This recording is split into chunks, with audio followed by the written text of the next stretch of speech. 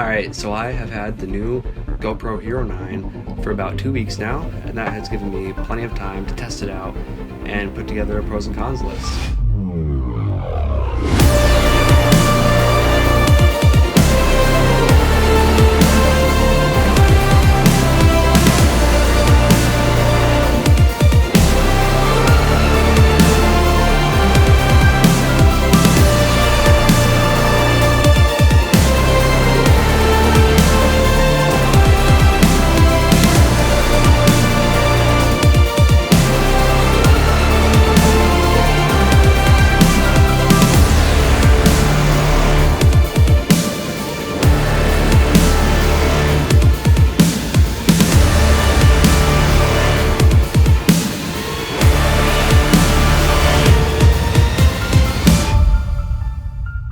Alright, so right off the bat, the HyperSmooth 3.0 on this is incredible. Super smooth. I went on a bike ride through the woods and a trail, and it just looked like super smooth riding all the way down. I intentionally went over bumps. I'm going over gravel and rocks. Super smooth the entire way down. Next up is the detachable lens. I haven't gotten a chance to try out the max lens mod for this, but the fact that it does come off and you can put a completely new one on there, it's really nice. You can actually make it look very different. Super helpful. Next up, right here is the forward facing screen. This is both good and bad. When you're going like this, you can actually line it up and make sure you're in the frame. Instead, you could have been just holding it like this and could have been completely off the frame. I had no idea. But it's super helpful to know that you're actually now in the frame. You can also see from here different settings that you have on it. Like you can see the pixels, the frame rate, and the type of lens you're shooting in. You can see that you're in video mode. You can see how much time you have left on your SD card and your battery. The only bad part about the forward facing screen is that it's pretty low res. It doesn't look that amazing, but then again, if you're holding it out like this and framing something in, you can't really tell when it's that far away. All right, next up, 5K.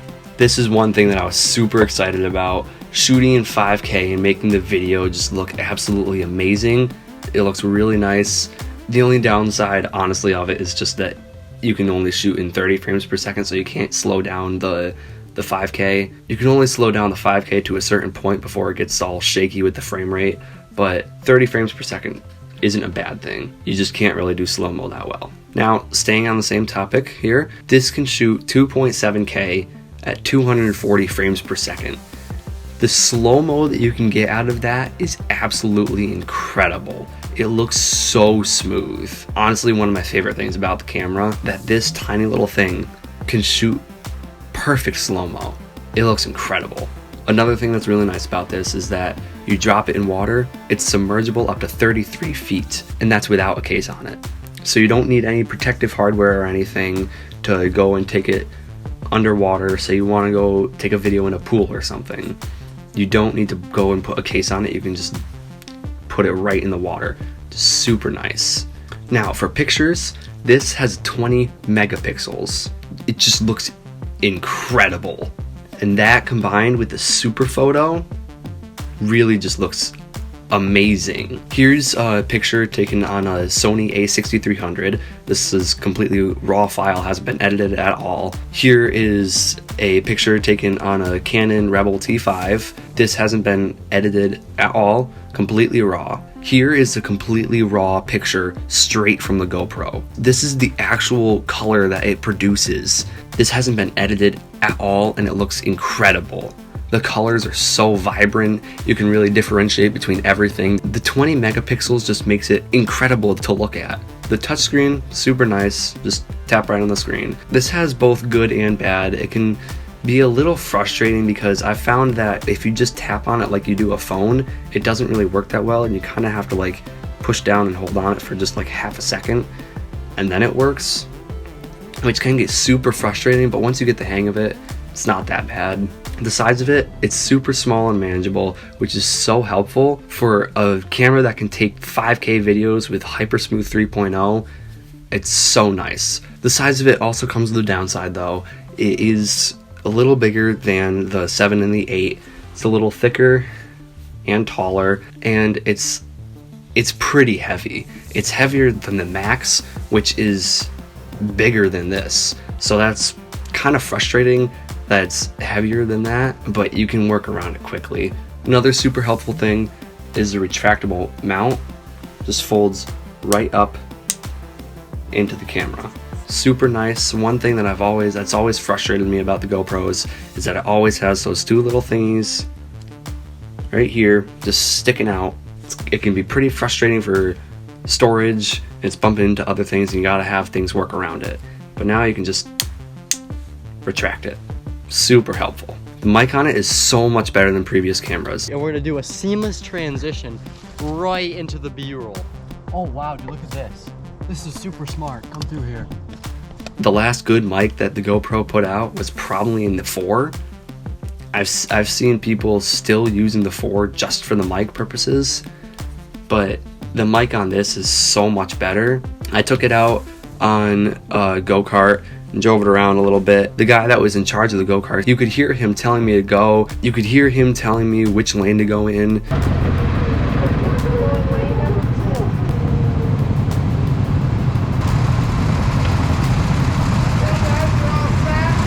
It works super great, but if it's still not good enough for you, you can get a mic attachment, which would help a lot with the wind. The wind can be pretty frustrating with it. The presets on the actual camera, right when you turn it on, it comes up with a little bar at the bottom. You can select on different video presets. There's the custom, the standard, the activity, the cinematic, and slow-mo. It's nice to not have to go in, put in each different frame rate and lens size and all that every time you want to change it, when you can just select on a new preset. The battery in it, both good and bad. Good is that one thing I've always loved about GoPros, it knows when it's about to die. So right when it is about to die, it just stops recording the video and your video is perfectly fine. It's just cut off right before it dies. The battery on these have never been that great, but this is 30% longer battery, so that is super helpful. It's still kind of frustrating because it's not that big. So I used a Hero 7 and a Hero 8 last year and they both died super quickly. Whenever I was snowboarding, I would have to turn it off during the lift ride up the mountain.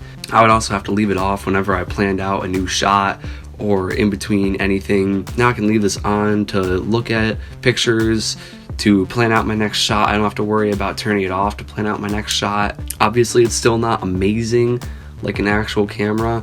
It does frustrate me though that the batteries aren't backwards compatible, so I can't use batteries from any of the older GoPros, and I actually have to go and buy a new one from GoPro for 20 bucks. If you have a day planned to go and shoot some videos, just go easy on the battery and just plan out your shots and take them. You'll make it through the day.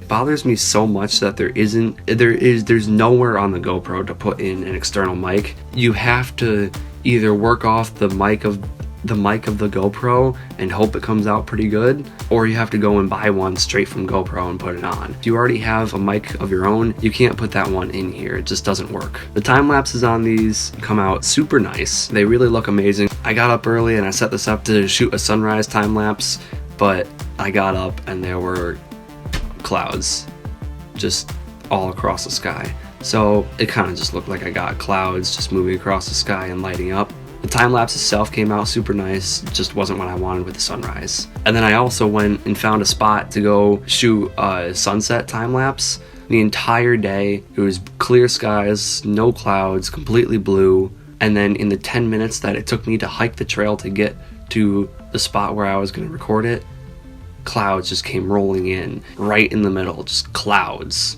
It was just frustrating. It wasn't what I wanted, but the time lapse itself came out really nice. I remember it was super cold and it was almost black, and I thought, all right, it's gotta be done now. And I went over, tapped the screen, and it lit up, and you could still see the bright orange on it. The colors are just amazing. The time warp also works really nice too. I took a video of me just walking along an open trail, time-lapsed it, and it came out really nice. I wasn't trying to hold it steady at all, I was just walking. It looked like I had it set up on a track and was just moving along. The last thing I have to say about this is that this has always been kind of an issue with GoPros. The focusing on it isn't great up close. when you try and get close to something, it just doesn't focus very well. The GoPro has just always had a hard time doing that, and I would like it if they could put in an autofocus thing that just focused on things closer, but it's an easy workaround. Just don't work so close. Just take your video a decent distance away and crop it in if you want it to look that close and have that good of quality. Overall, I really love the new GoPro Hero9. I've already recommended it to a bunch of different people.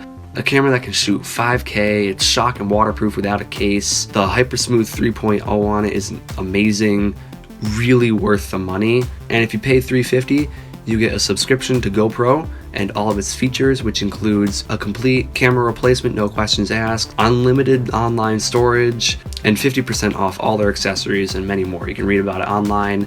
Super great investment. I definitely recommend getting it. Alright, I think that's it for this video. If you liked the video, then be sure to like, share it to some people. Go get your GoPro now.